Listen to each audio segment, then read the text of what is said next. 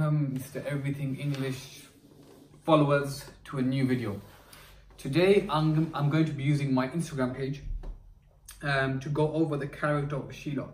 So I did a post recently on looking at Sheila in Act 1. Quick plug, if you're not following, please go follow. Yeah, so I did a post recently on Sheila in Act 1. So I want to talk to you guys in a bit more depth about the character of Sheila in Act 1.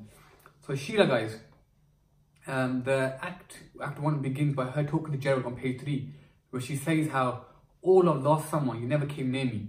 And this implies from the very beginning that something fishy was up last summer. It's foreshadowing what is to come. And then it emphasizes in the same act how men massively control women. When Gerald hands her the ring, Sheila says, "Oh Gerald, you've got it. Is it the ring you wanted me to have? Now please don't see this ring as a piece of jewelry. See this ring as a symbolism of power and control. The moment he gives her the ring, she is his possession. She is under his control. And therefore in Act 2, when she takes it off and passes it back to him, she's almost freeing herself from his clutches, from his control. But you want to get the overall gist that so far Sheila is very naive, very innocent, and she does exactly what he expects and he wants. Now let's look at some of the language. She keeps saying daddy, mummy. Yeah, page 6, I'm sorry daddy, I didn't know mummy. Daddy, mummy, guys, this changes to mother later in the play. It shows you her maturity, small little nuances in the language. It shows you how Sheila as a character grows massively, and she changes into a strong character from the complete opposite, weak, naive, innocent, living in a bubble.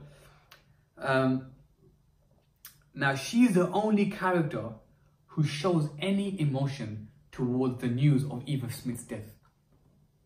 Yeah, Berling, when he finds out, he doesn't really care, but look what she says. She says on page 17, "Oh, how horrible!" exclamation mark.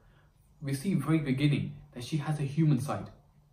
A lot of the capitalists were hardened and all the emotions were beaten out of them, where they viewed human life, and they still do view human life, as figures, pound signs, dollar signs, money, benefit, profit. But Sheila hasn't got to that stage yet. Therefore, when she hears about the death, of Eva Smith, she says, "Oh, how horrible." Instantly you can see that it touches a chord.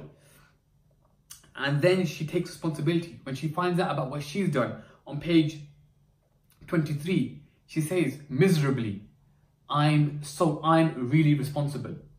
She's not faking it. She's not being two-faced. She's not trying to wriggle her way out of responsibility. She pauses, she thinks, and she says, "You know what? Maybe it's my fault this girl committed suicide."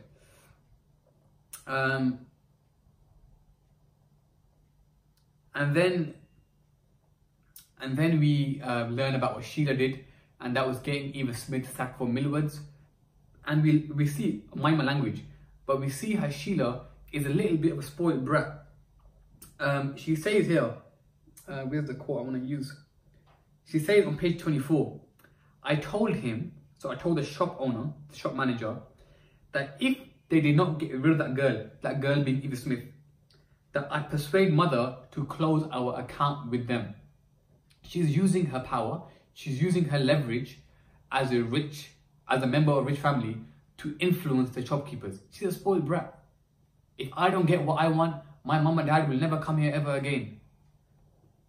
But she's remorseful, she's apologetic. On page 24, soon after, she says, "I'll never do it again."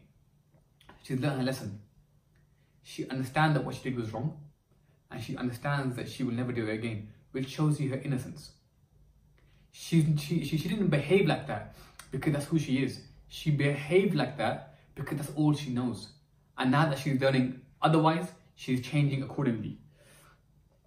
And then guys, from taking the ring from Gerald, let's end on Act 1 and Sheila, where she says to Gerald, "You fool." Just pause there for a second. This is the same girl who at the beginning of Act 1 was eating out of Gerald's hand. Now she calls him a fool. Look how much she's changed within the space of a few pages. Of course he knows.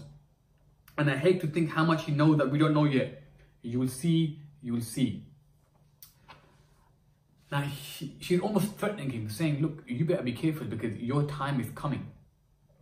A woman did not speak to a man like that. Let alone a character like Sheila, who was completely innocent, living in a bubble. But it shows you how impressionable